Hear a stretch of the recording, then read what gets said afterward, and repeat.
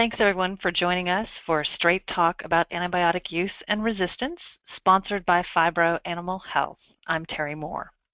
A few reminders before we begin.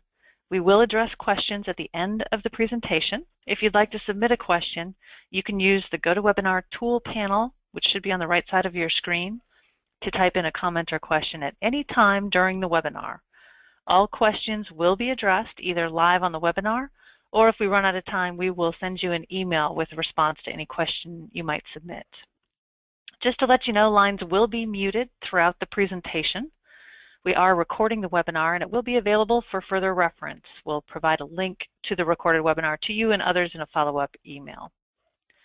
Addressing our topic today is veterinarian Dr. Leah Dorman, Director of Food Integrity and Consumer Engagement for Phibro Animal Health, and Dr. Steve Solomon, former Director of the Center for Disease Control and Prevention's Office of Antibiotic Resistance. We'll begin this afternoon with Dr. Dorman, who is a licensed and accredited veterinarian with more than 20 years of experience in both the public and private sectors. As the Assistant State Veterinarian for Ohio, Dr. Dorman was commissioned by the Food and Drug Administration to conduct on-farm investigations. She is a trained foreign animal disease diagnostician and a member of the American Veterinary Medical Association, among other professional associations. Please join me in welcoming Dr. Leah Dorman. Leah? Well, good afternoon, and thanks for joining us on the webinar today.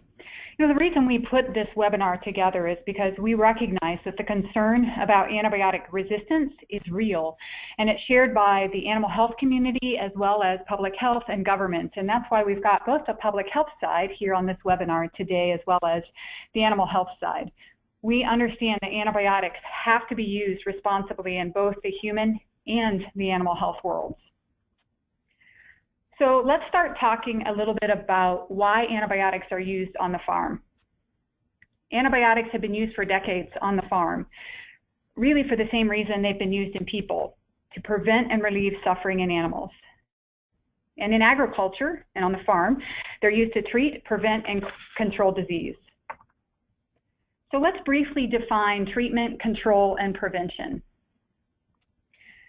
So let's talk about control first, and that's really when one animal is sick, then we have the ability to treat them in order to prevent the disease from spreading within that herd or that flock. Now, prevention is when there is a known high risk of disease, and then we can also treat, and again, that's called prevention. We also will treat sick animals, and that's what we call treatment.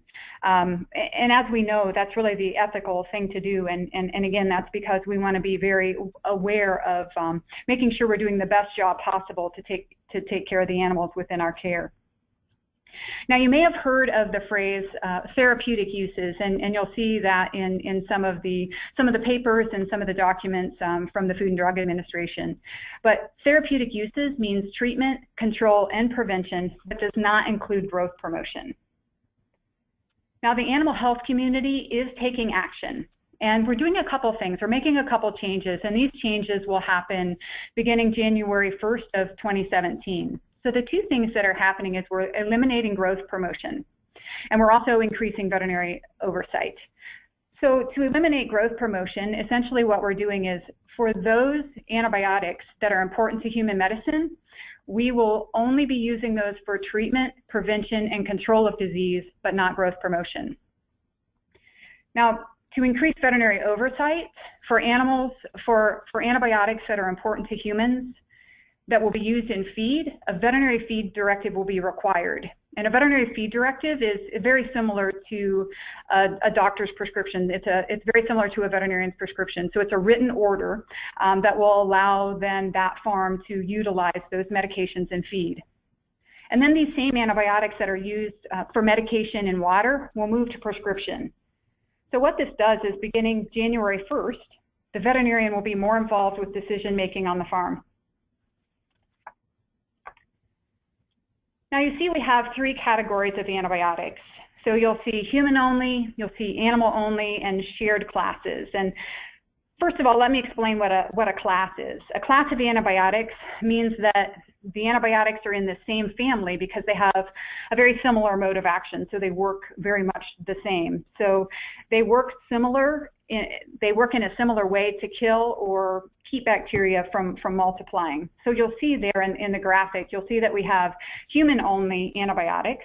So again, those are only antibiotic classes that are used in people. And then we have animal-only. So you may have heard of the term ionophores, and that happens to be one of the terms or one of the types of animal-only antibiotics. And then there's shared classes. And the shared class of antibiotics are used both in humans and animals.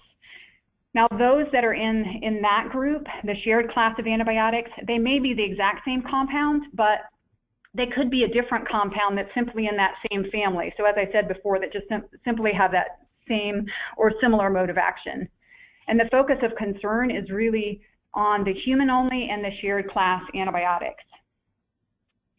Now, back in 2003, the Food and Drug Administration really took a good hard look at the antibiotics that are being used in human health, which are the, as we said before, which are the human-only antibiotics plus the shared classes. The FDA then categorized those antibiotics based on a variety of different things, and this isn't an all-inclusive list, but they really looked at how important is that medication to human health? Are there other alternatives? Is there something else we can use to be able to treat that disease?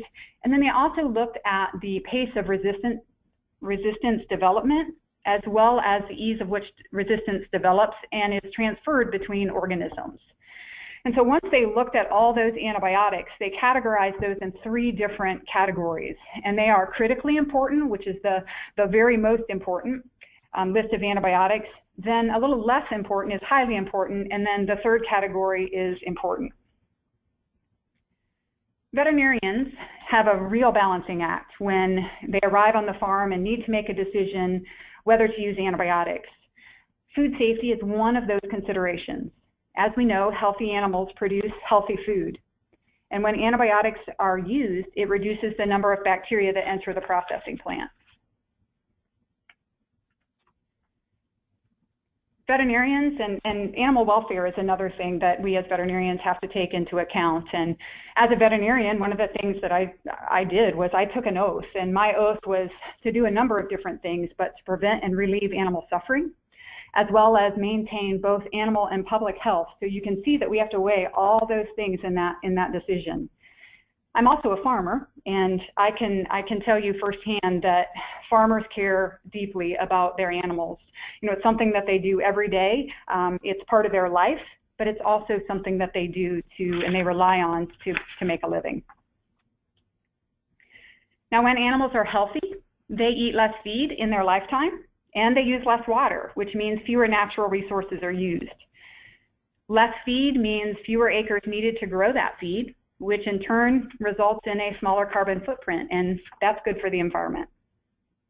Now, there are other things that need to be balanced as well. You know, the consumer advocacy groups, and there's quite a few out there that are really pressing for meat from animals raised without antibiotics.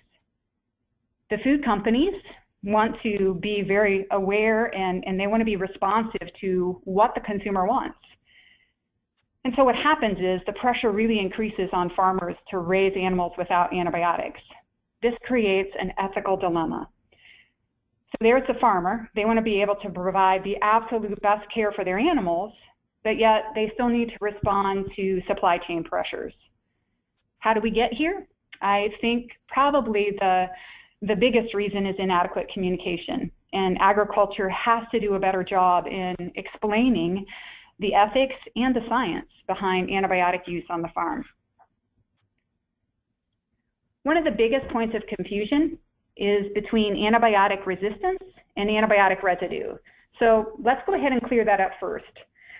Resistance occurs when bacteria evolve, and understand that bacteria are hardwired to survive. They want to survive, and so they have this ability to evolve and become resistant to antibiotics.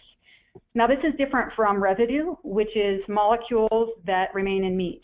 Now, there are many safeguards in place to make sure that meat is safe, and I'd like to show a few slides that illustrate that. Now, before an antibiotic is ever approved for use, animal health companies like my own do extensive testing to make sure and to determine how long it takes for antibiotics to clear an animal's body. The Food and Drug Administration then takes a look, they review those studies, and they either approve or reject the withdrawal times that are shown in the studies. By law, animals given an antibiotic cannot be processed until the withdrawal period ends. It's a veterinarian's and a farmer's responsibility to withhold treated animals from the food supply. Meat is routinely tested before it leaves the processing plant to ensure that there's no unsafe residues, and this is done by both USDA and companies involved. There are also times when those animals or that product is tested before it ever leaves the farm. Then the meat is available in the grocery stores and restaurants to consume and to feed our families. I'm sure you've seen the antibiotic-free labels on meat in the grocery store, but because of these safeguards, you can rest assured that all meat is free of unsafe residues. People are sometimes surprised to learn that proper cooking eliminates all bacteria, even if they're resistant. I'm a little bit of an old lady when it comes to this because, you know, there once upon a time we used to teach food safety in schools, and I remember when I was in junior high, yes, a long time ago, but I remembered that you know, we had something called home economics or home ec class, and all of us were required to take that at least for a number of weeks. And part of what we learned there was how to cook, but we also learned how to handle food. Now, even though cooking eliminates the bacteria, including those resistant bacteria, that certainly doesn't shirk us from our responsibility to use antibiotics the way we're supposed to and to use them responsibly. We have to continue to do the best in animal agriculture, to do the best we can on the farm, but then also in processing plants to make sure that we're minimizing any bacterial contamination. There are many unanswered questions about the connection between animal antibiotic use and human resistance. And here's a few facts that we know. In 2013, the CDC put out a report listing the most concerning public health threats from antibiotic-resistant bacteria. You can find this report on the website. But basically, they listed these bacteria in two different categories, and they put them in kind of that top tier, the most urgent threats, and then they had a less urgent threats that they called serious. So and there were three in the most urgent threats, and I'm happy to say that none of the most urgent threats have any relation to farm animals. Now, looking at that second tier, you know, on that broader CDC list, it does include those less urgent threats. There's only 2 of 18 that involve bacteria that could be associated with farm animals. In August of this year, so just a couple months ago, the Journal of Food Science and Nutrition published a study where researchers reviewed about 195 different papers related to the connection between antibiotic use in food animals and human resistance. And then they had a set of criteria, and 50 met that criteria and went under further review. Several studies established a connection between animal antibiotic use and antibiotic resisting developing in animals. But none established a causal relationship between the antibiotic use in food animals and human resistance. And they really looked at one of the major causes of foodborne illness, which is Campylobacter. Now, you remember in the previous slide, I talked about 2 of the 18 most concerning threats from antibiotic-resistant bacteria. Campylobacter is one of those 2 that could be associated with farm animals. And just for your information, non-typhoidal salmonella is the other. In the abstract for the research paper I just told you about, there was a quote, and I'm going to go ahead and read that. The quote from the abstract said, "Recent literature is inadequately detailed to establish a causal relationship between use of antibiotics or antimicrobials in agricultural animals and prevalence of drug-resistant foodborne campylobacteriosis in humans." So what this means is that antibiotics used in farm animals has not been proven to be the cause of foodborne drug-resistant Campylobacter infections in people. Now, I'm not denying that there could be a connection, but this study failed to find it. And we need to continue to do research and find out more. We do need to be careful of unintended consequences of drastically reducing the availability of antibiotics for livestock. The American Society for the Prevention of Cruelty to Animals, which is an animal welfare group, agrees that there would be serious consequences if animal antibiotics with crossover to human antibiotics are pulled from veterinarians' toolkits. They said, and I quote, "If animal welfare is not addressed in conjunction with pulling back the drugs, this could actually be a very dangerous move for birds and ultimately for consumers." Last month, for only the 4th time in the United Nations' almost 71-year history, it addressed a public health issue. The United Nations wants countries to develop a 2-year plan to slow antibiotic resistance, monitor antibiotic use in human and animal health, and develop new antibiotics. When asked about antibiotics used in animals that produce food, a World Health Organization official said, and I'm going to quote, "If we lose that ability, we perhaps begin to lose the ability to have adequate food supplies in the world." That's a sobering thought, that antibiotic resistance, for all its public health threats, also possibly poses threats to the world food supply. The animal health community, which includes farmers, veterinarians, and animal health companies like mine, we are all committed to using antibiotics responsibly on the farm to minimize any contribution that we might be making to antibiotic resistance. Because we are committed to doing a better job of explaining the ethics behind what we do and why we do it on the farm, including antibiotic use, we have created 2 different websites. And the first website is a consumer online resource. It's geared towards consumers. And you can find that at animalantibiotics.org. The other is geared towards those who work within the food system. So that might be farmers, it might be retailers, it could be those in food distribution, in restaurants and grocery stores. And you can find the food system resource website at exploreanimalhealth.org. Now the consumer website focuses on exploring the issues surrounding animal antibiotics in our food system. And it also discusses the use of antibiotics in terms of societal benefits. What are the benefits to the animal? What are the benefits to the environment? And what are the benefits to our families? At the top, it has a Meet the Vet tab where you'll find my blog plus some infographics. And the Dig Deeper tab is where you can find videos as well as a resource library. Moving over to the food system website, it's really geared to help engage in the conversation about antibiotics. It also has a resource library, but that resource library takes a little deeper dive than the one on the consumer website. And on both of these websites, if there are questions that aren't answered here, you have the ability to email me directly from the website and ask that question.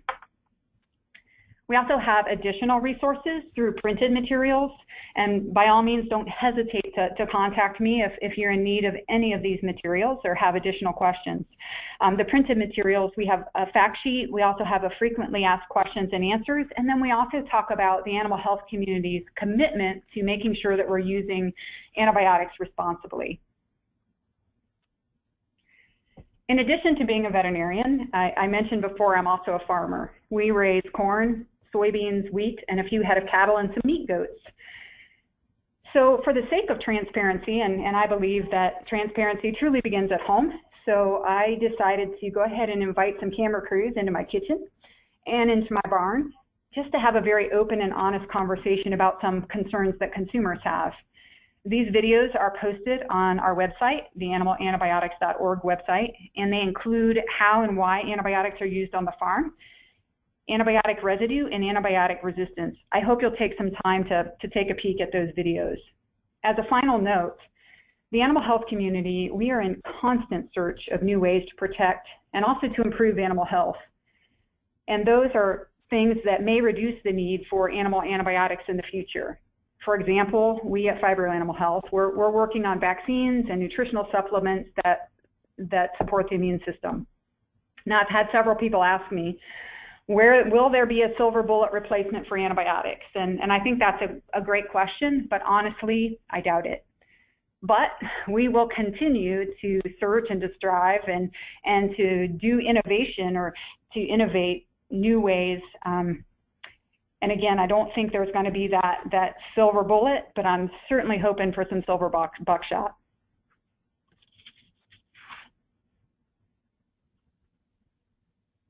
All right, thanks, Leah. As a reminder, we will address questions at the end of the presentation. So if you'd like to submit a question, you can, again, use the tool panel to type in a comment or question anytime during the webinar. You can do that now if you would like. It's now my pleasure to introduce Dr. Steve Solomon to address the public health implications of antibiotic resistance. Dr. Solomon held several senior executive positions at CDC, most recently serving 4 years as director of CDC's Office of Antibiotic Resistance. He retired from the U.S. Public Health Service in 2010 at the rank of Rear Admiral. In addition to his roles at CDC, Dr. Solomon also served as managing co-chair of the Federal Interagency Task Force on Antimicrobial Resistance and as head of the Secretariat of the Transatlantic Task Force on Antimicrobial Resistance.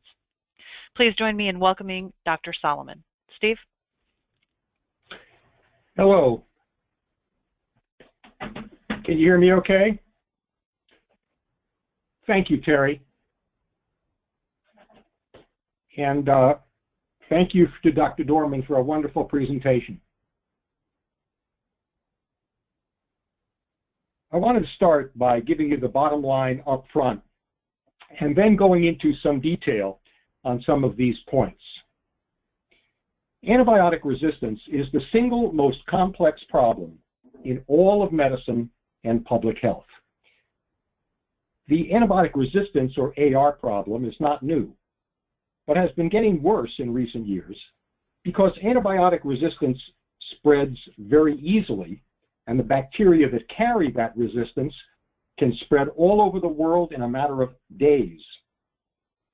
Also because the strategies that we have used to prevent the spread of resistant bacteria, particularly in healthcare settings, have not kept up with changes in healthcare delivery and the way resistance is increasing, and those strategies are today inadequate.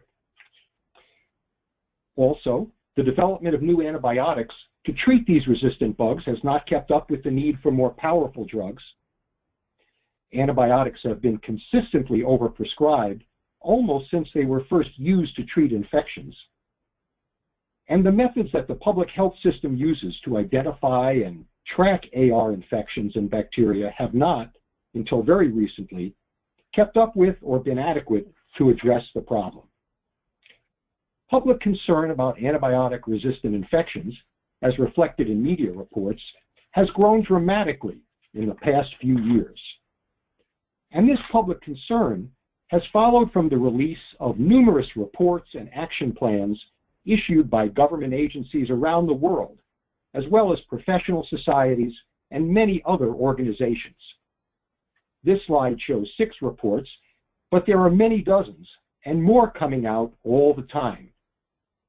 All these plans and reports share some common elements that help explain why healthcare practitioners and public health authorities around the world are sounding this alarm. Resistant bacteria spread easily, and the easiest way for these bacteria to find their way around the world is in and on the bodies of the thousands of people traveling by jet plane every day from country to country and continent to continent. More people are on the move today, traveling farther and more often than at any time in history. This figure charts the spread of 2 types of a superbug, but a similar map can be made for any of the many different forms of resistant bacteria. From the 1950s to the 1980s, the development of new antibiotics occurred at a remarkable pace. This well-stocked pipeline of new antibiotics led perhaps to a certain complacency about antibiotic resistance on the part of doctors. Since there always seemed to be a new, more powerful antibiotic just about to be approved, careful management of antibiotic use, now called antibiotic stewardship, wasn't a high priority. But in the past 2 decades, there has been a dramatic decline in the number of new antibiotics coming to market. As a result, the bacteria are developing resistance more rapidly than we are developing new antibiotics to treat resistant infections. And doctors are increasingly reporting seeing patients with untreatable bacterial infections, something that has been almost unheard of since the 1940s. amplifying the spread of resistant bacteria, is the fact that patients in hospitals and nursing homes are increasingly likely to become infected with resistant bacteria or to carry resistant bacteria in and on their bodies, even if that bacteria isn't causing an illness. When patients leave the hospital, they may still be carrying that resistant bacteria, and if they go to a different hospital or nursing home, they may introduce the resistant bacteria into that hospital. This happens more often than we once believed.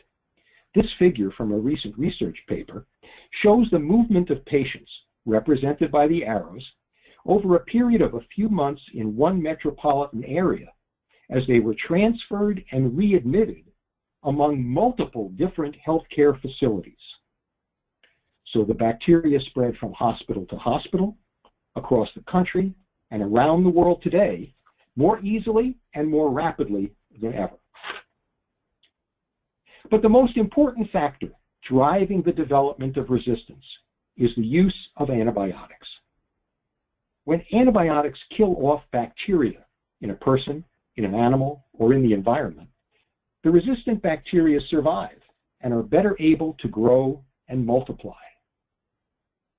So all antibiotic use in every setting adds somehow to the burden of antibiotic resistance, including some part of human infections.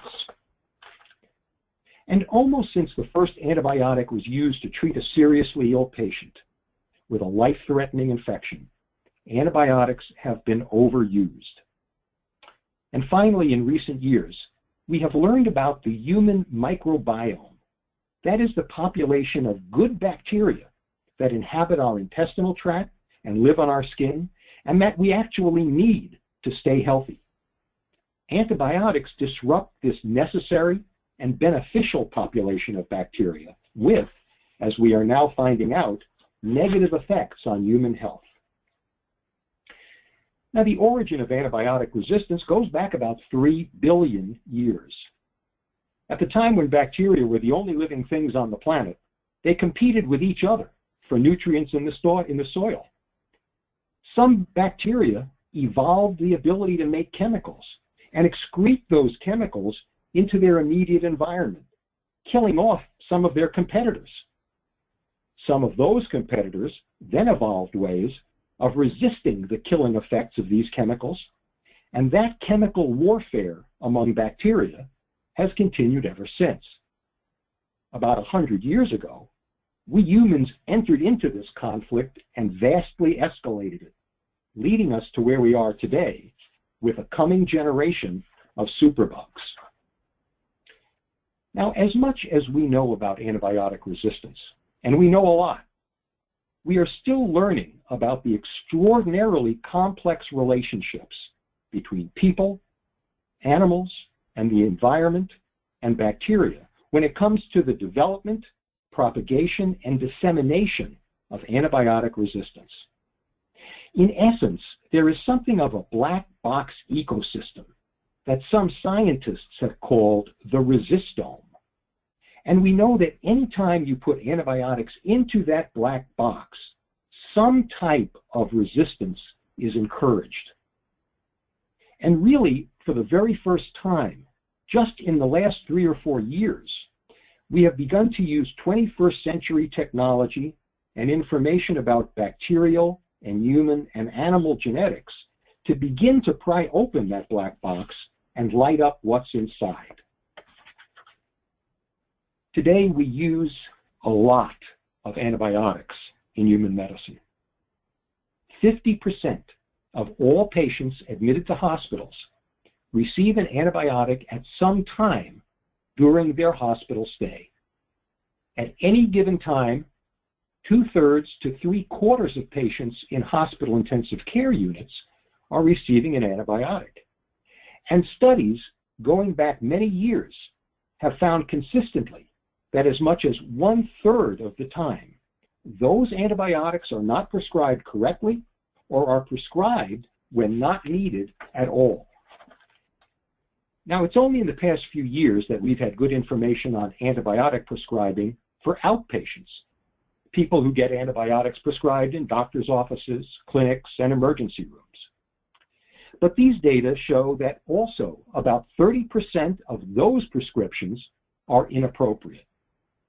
Further, that data has shown vast differences in the rate of prescribing by state within the U.S. In some states, shown here in the darker blue, for every 1,000 people, over 1,200 antibiotic prescriptions are written over the course of a year, while in other states, the rate is 1/3 of that.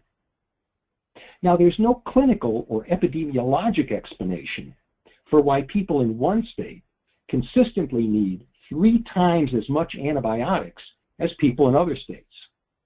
This disparity is a clear indicator of antibiotic overprescribing. Educating doctors to change their prescribing practices has been tried for many years. This slide shows some of the brochures and handouts used to help educate doctors on better prescribing. So why, after decades of education and warnings, does the problem of overprescribing continue? It can sometimes be hard to connect the idea of antibiotic stewardship, of trying to preserve antibiotics for the broad benefit of society, to what happens in the immediate interaction with a patient in a doctor's office or at a patient's bedside in the hospital. So we're trying to augment the concept of antibiotic stewardship with the idea of do no harm prescribing. This means that antibiotics are powerful pharmaceutical drugs with side effects, just like any other drug, and their use can lead to complications. When antibiotics are needed, they should always be used, and they can be life-saving. The benefits of the drug far outweigh the risks. But if the drug is prescribed when it's not needed at all, there is no benefit, and taking the drug holds only risk. So antibiotics, like any other prescription drug, can cause allergic reactions or other side effects. 1 out of every 5 ER visits for drug reactions are caused by antibiotics. Among children, there are over 38,000 ER visits every year due to antibiotic drug reactions. In addition, antibiotics can disrupt the human microbiome. It is only in the past few years that we have gained a whole new understanding of this vast population of bacteria that live in and on our bodies, in our intestinal tract, our respiratory system, and on our skin. This microbiome, this population of good bacteria that is always with us, is something we need to stay healthy. And those good bacteria can also help prevent disease-causing bacteria from infecting us. Disrupting this microbiome by killing off some of these good bacteria has now been associated with a number of conditions, ranging from asthma and obesity to problems with the immune system and some nervous system disorders. But one of the most worrisome conditions is Clostridium difficile infection, sometimes called C. diff. As we've used more powerful antibiotics in recent years, the incidence of this potentially life-threatening disease has increased significantly. Today, there are over 250,000 cases every year, causing over 14,000 deaths. And it is the disruption of the intestinal microbiome, killing off too many of the normal bacteria in the intestinal tract, associated with taking antibiotics, that allows the C. diff bacteria to take hold and cause this disease. So by helping doctors and patients understand that the risks of overusing antibiotics are not just carried by society at large, but also by each patient who takes the drug, we hope to have an even greater impact on the way doctors write antibiotic prescriptions in the future. What else are we doing to control the spread of antibiotic resistance? Well, federal, state, and local health agencies are working with hospitals, nursing homes, healthcare providers, and all parts of the healthcare delivery system to improve both the laboratories that diagnose antibiotic resistance and the information technology systems linking all those parts of the healthcare system so that we can more rapidly identify resistant bacteria, make sure that patients get exactly the right treatment when it is needed, and prevent the spread of bacteria from hospital to hospital or into the community. Now that's a very tall order, given the size and the scope of the healthcare system in the U.S. But there have been notable success stories in other countries. Both the Netherlands and Israel use strategies, much like I've just described, to make dramatic reductions in the incidence of certain types of resistant infections. Now, obviously, those are much smaller countries and very different than the U.S. But in fact, using a similar approach in this country, hospitals have been able to reduce one specific type of highly resistant staph infection, sometimes called MRSA or MRSA, by about 1/3 over a 5-year period. So where do we go from here? We are coordinating today much better, both within the U.S. and with other countries around the world, sharing information and tracking the spread of resistant bacteria. Dr. Dorman mentioned the recent UN meeting and the real connectivity that's taking place among countries throughout the world. A lot more needs to be done, but it is in progress. We really need to implement the One Health approach. There are many groups in human and animal health and environmental science that need to be involved in making solutions work. Everyone who prescribes, uses, or takes an antibiotic has to be aware of the role that they can play in addressing this problem. We certainly need to be aggressive in promoting the development of new antibiotics. We also need to greatly improve the capacities of laboratories to use state-of-the-art technology, some of which has only been developed in the past couple of years, to diagnose resistance very rapidly and to share that information in real time across the healthcare system and to public health agencies. And finally, we need to communicate in an entirely different way about antibiotics and antibiotic resistance. There is, as Dr. Dorman said, a tremendous amount of misinformation and confusion out there, not just among consumers of healthcare and consumers of food, but even among experts and professionals, given the extraordinary scope of this issue and its incredible complexity. But we are making progress, and this webinar today is a great example of commitment by the sponsors to contribute to that progress. Thank you very much. Thank you, Dr. Solomon. And now it's time for questions. Let me just remind you one more time, if you'd like to submit a question, you can use the GoToWebinar tool panel on your screen.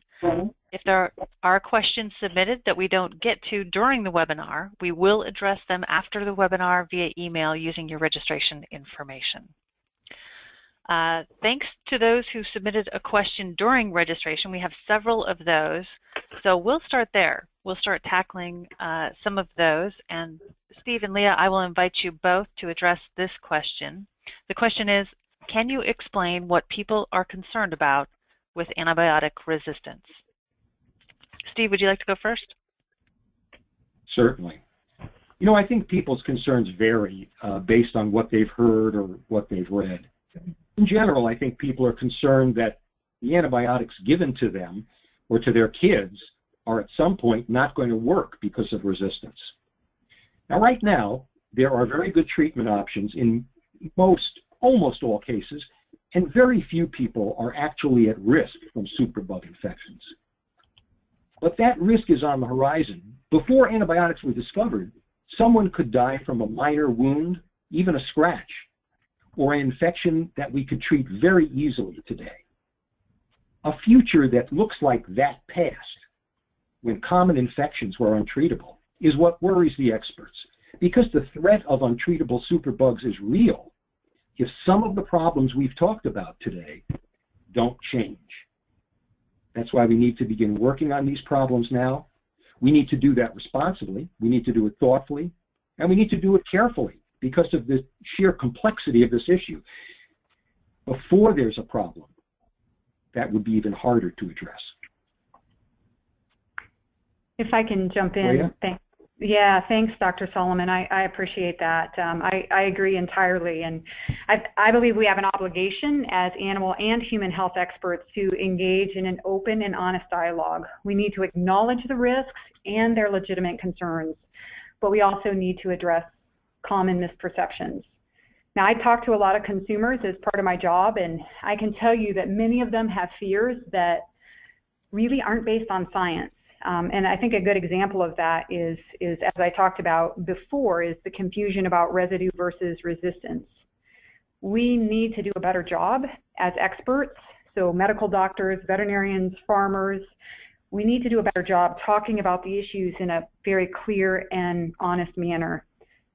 That's really why I invite anyone on this webinar and certainly through the website as well to reach out and contact me if you have any questions. My door and, well, really my phone and my email are always open, so don't hesitate to use those.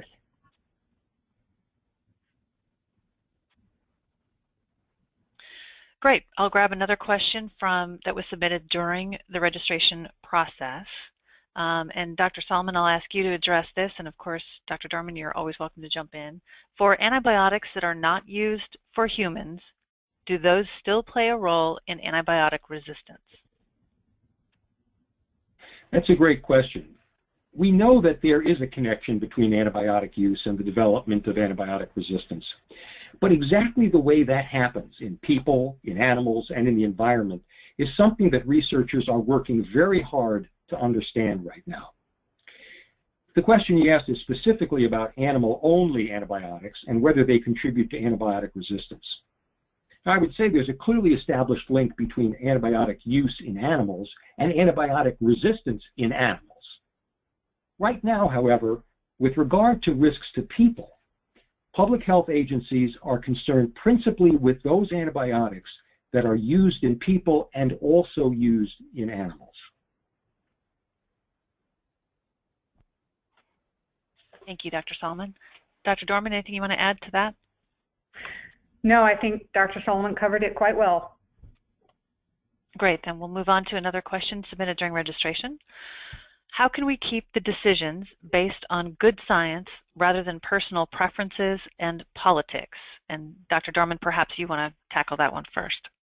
Sure, I think that's a really good question. I'm going to assume that the question is asking about food buying decisions. And one of the things I think we need to keep in mind is food is very personal.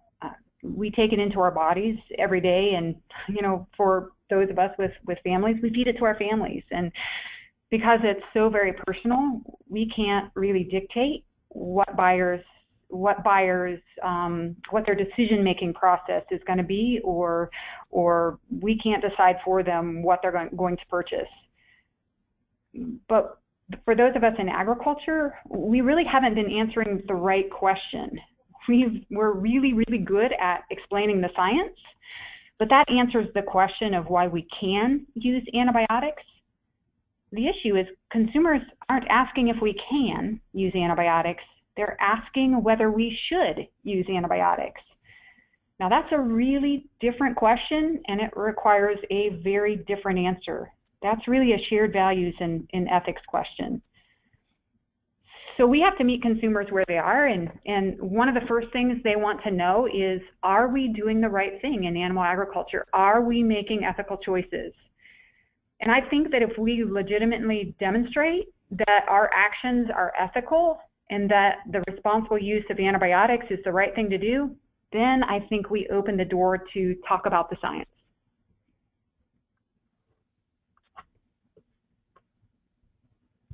Great, thank you for that. Dr. Solomon, anything you'd like to add? No, I think Dr. Dorman covered it very well. All right, we do have a question that was submitted online via the question box, and Dr. Dorman or Dr. Solomon, either of you could could address this. Do you believe it's sufficient for a food service company to adopt the FDA guidelines regarding antibiotic use, or are there other commitments that should be considered? I'll give you a moment just to think about that, and I'll repeat the question one more time. And again, for those who have joined us, if you'd like to submit a question, the question box is in the GoToWebinar control panel that should be on the right side of your screen. You are welcome to submit a question there, and if we don't have time to answer it during the webinar, we will send you a response after the webinar. So let me repeat the question one more time. Do you believe it is sufficient for a food service company to adopt the FDA guidelines regarding antibiotic use, or are there other commitments that should be considered? Dr. Dorman? Sure. I have to start out with saying that I believe in informed food choice. So I love the idea that we have an amazing array of not only food items, but also an amazing array of how food is produced. And because consumers do have this huge array, or this amazing array of options in the meat they purchase, I think choosing to consume meat from antibiotic-free systems is certainly among those options, but I also think that many consumers are just as confident with conventionally raised food. So I think one of the things that we have to be very careful of is eliminating choice rather than providing more choice.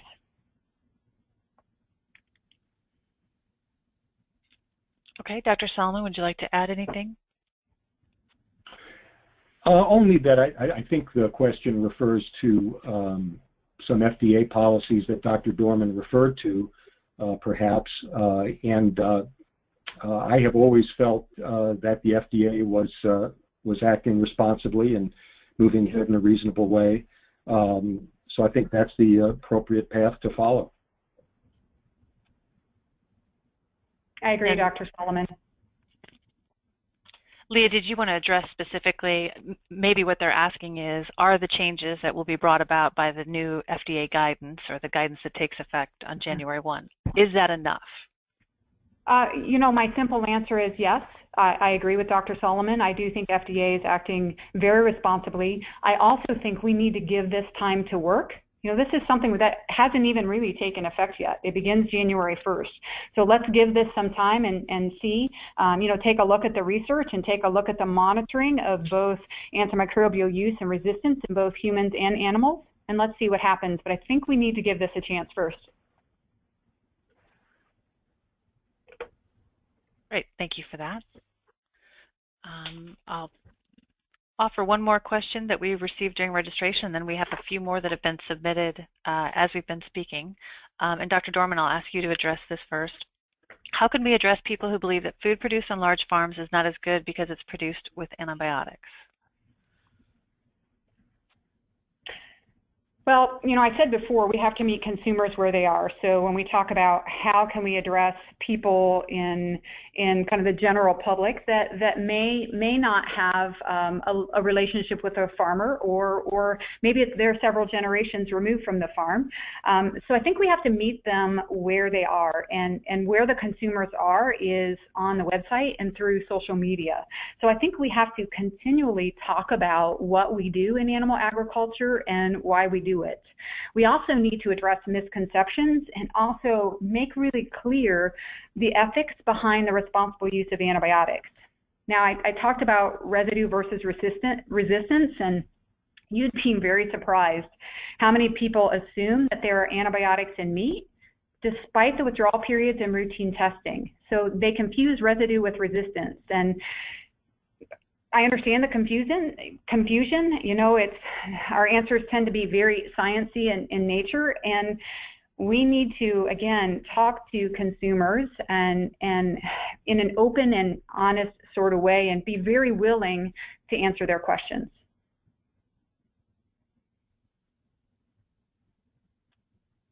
Thank you, Dr. Dorman. Dr. Solomon, anything you'd like to add?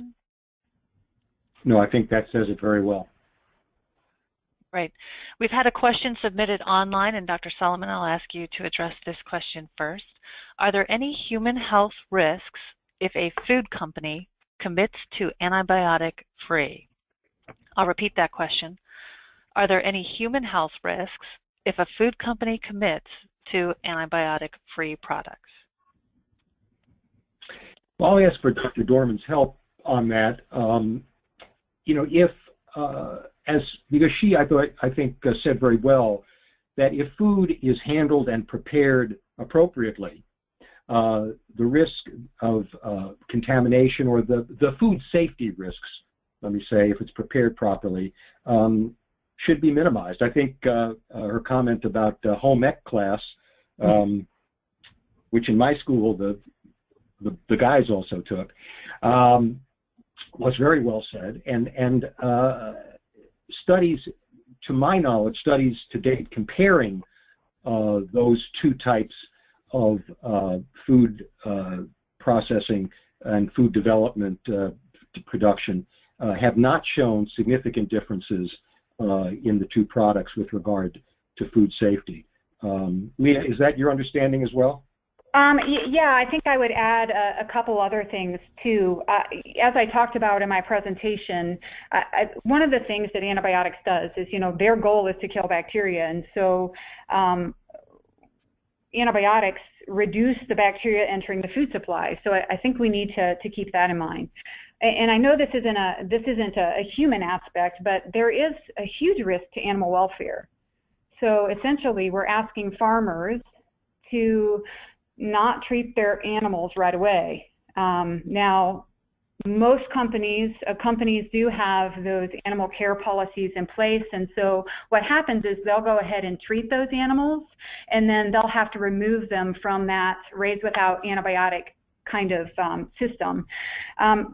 So there is this big risk to animal welfare, and again, part of the reason we use antibiotics is to prevent and relieve animal suffering from disease. I think the other thing we have to remember is that, if an animal gets a disease, and sometimes that causes pathology, and quite frankly, that happens even in flocks that, or herds, I should say, either one, flocks or herds where antibiotics are allowed to be used. And understand there's lots of things that we use to keep animals healthy. And let me just give you some examples.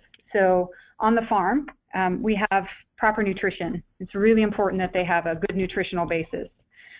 We have obviously proper medical care. We want proper housing and good ventilation and the appropriate bedding, and all of those things are tools to improve animal health. Antibiotics certainly are one of those tools. And what happens when sometimes animals become ill? There can be, I can't think of a better word, there can be pathology. So there can be changes to the animal's body inside. And so sometimes if that happens, what happens is that goes through a processing. When it goes to the processing plant, that goes through those animals go through an inspection. So those animals go through an inspection before they go to the processing plant to make sure they're healthy before they enter further into the food system. And if they're not, they're condemned. So they're removed from that food system and disposed of, or many times recycled in other type of non-food sort of ways. But what can happen is they're also inspected during that processing time. So on that processing line, those animals are also inspected. And what can happen is if there is some pathology, so some changes internally from disease, there are times that can cause some processing errors. So that is one of my concerns, that as we continue to use less antibiotics, will we see more pathology, more disease processes that the animal may certainly recover from, perfectly healthy to go into the plant, and then through that processing, we find that they've got some of that pathology, and because it causes some kind of stickiness inside, sometimes that can cause some food processing errors. So I think that's one of the things we're going to have to really look closely at in the future as we do move to less antibiotic use. We need to make sure that we are continually making sure we're doing a good job in that processing plant for food safety reasons. Sorry, that was a really long answer. That's fine. Dr. Dorman, I know there's been talk among animal health companies and within the food system really about it, opting for a responsible use approach. Can you speak to that? Absolutely. I think part of responsible use is there's several pieces to this, but it's the right medication for the right disease, for the right amount of time. You use the right dose, and you use it in the right route. So meaning, there's lots of different routes we can give medication: in the feed, in the water, through injection, even topically sometimes. So I think that's a big piece of responsible use. But then, as we talked about, some of the changes from FDA through their guidance for industries, and if you want to look those up, those are 209 and 213, and there's two things happening there. We're going to have more oversight of those uses of antibiotics that are important to humans on the farm. So veterinarians are going to be more involved with that decision making on the farm. And then for those same antibiotics that are important to humans, we will be phasing out the use of growth promotion. So essentially, we're saving those antibiotics for treatment, control, and prevention. Thank you very much. Another question that was submitted, and actually several questions have been submitted during the webinar along the lines of this one, so I'll use this one to represent several of you who have submitted something along the same lines. As a fellow veterinarian, how can we help get the word out about this subject and what we are doing in the food animal industry to address antibiotic resistance? Dr. Dorman? Talk about it. That is my simple answer. Talk about it. I think there's some tips in that. One, we have to stop being defensive. Consumers are asking questions because they don't know. It's like me asking a question about a computer. I'm clueless about how it works and how it's put together and how to make it stop doing whatever bad thing it's doing. And so I just want it to work. And for a lot of consumers, they just want their food to be safe and healthy. But some of them are very interested in how food is grown and raised. And I think it's really our responsibility in the animal agriculture, whether you're a farmer, whether you're a veterinarian, whether you work for an animal health company, whether you work for a processing plant, whatever. I think it's our responsibility to get out there, talk about what we do and why we do it. And did you want to reference Explore Animal Health as a resource? Of course. Thank you for that prompt. And I did talk about this in my presentation, but if you're interested in some resources, go to exploreanimalhealth.org, and that is our food system website. I think there's a lot of good information there. If there is something more that you need, don't hesitate to contact me. I'm happy to help.